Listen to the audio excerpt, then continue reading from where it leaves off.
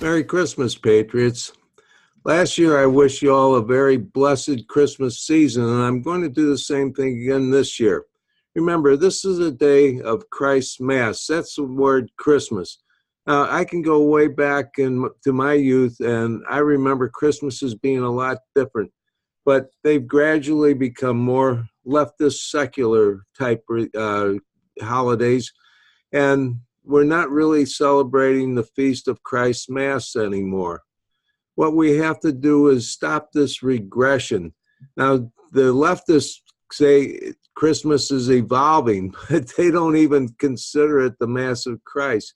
And what I'm saying is the whole Christmas season is regressing, because the Christmas season should really start on December 25th and go on from there, from after the birth of our Savior, Jesus Christ.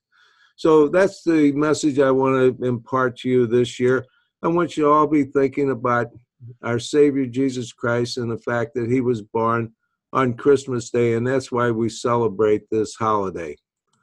Now I want to take you back to a Christmas night 242 years ago, and that was the night that General Washington's troops crossed the Delaware, and they crossed it during a blizzard. Now, if you look at the picture on my book, and you look at the famous painting by Frederick Leutze from back in 1851, there's a lot of inaccuracies, but I don't think we should dwell on those. For one thing, his picture shows, or his painting shows, the rivers being very wide. I've actually been there and crossed that river several times. It's not very wide at all, but wide enough. And it happened in the dead of night. And what happened was Washington was going to cross the Delaware with 3,000 troops. But what happened was, or actually 3,000 plus the 2,400 that actually went across. 3,000, which was 2 battalions. This spectacular feat was actually accomplished in the dead of night during a blizzard. And if you've ever been in a blizzard, and I've been in several of them, you don't go outside. You can't hardly function outside, but yet they loaded up 2,400 troops and they crossed the Delaware. And they not only took 2,400 troops, but they took 18 cannon and they took horses. Now, how'd they get the cannons in these boats? Because the boat in the picture isn't really depicted accurately either. They were Durham boats, and they had very high gunwales, probably waist high, and everybody in the boats probably stood. They were so trained, so well trained, and so highly motivated that what they were able to do is they would take the wheels off the cannons, they would take the actual barrel off the cannon, and then they would load it into the boat, take it across the river. Now, there was quite a current going across the river, so they actually had to row upstream and then drift back downstream when they got halfway across the river. So really, they went across in sort of a V-type line, not a straight line. And when they got across, they reassembled the cannons, and the rest is history.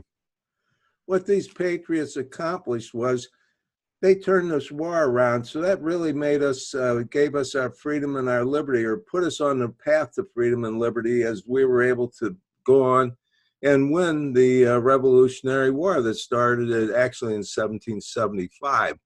So that was a turning point in the birth of this great nation. And it all happened on Christmas night. Not Christmas Eve, but Christmas night. And the battle actually took place in the city of Trenton, New Jersey. The Washington troops, of course, started off from the Pennsylvania side. So there's a little bit of history. Now, if you want to know any more about this history, you might look it up and read up on it. And here's a question for you. Did you know that there were actually 2 American presidents wrote in George Washington's boat? Well, obviously, one of them was George Washington himself, but who was the other one? And I don't know, maybe I should make you look that up.